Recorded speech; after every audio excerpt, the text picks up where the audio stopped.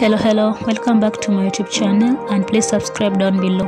Today let me show you how I retouch my braids using my crochet from this to this.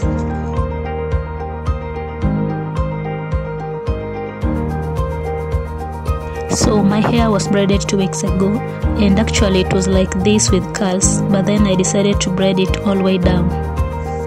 Let's get started. I washed my hair first, and then I'm going to use Eco Gel in crystal on the roots and then twist the hair.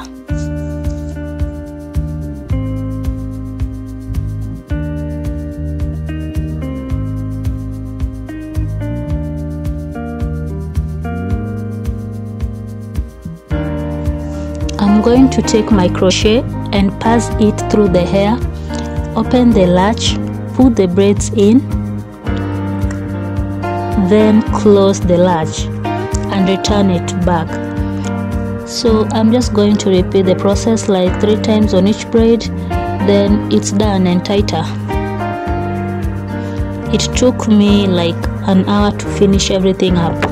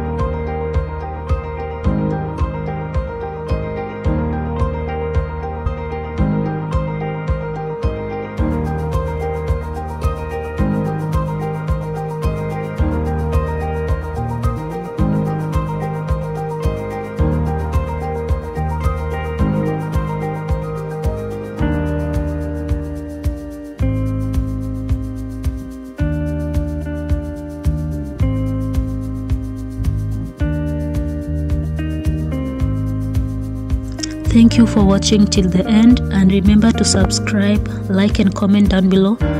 For business inquiries about this service, you can DM me on Instagram at jenny.m or email me mjenny@gmail.com.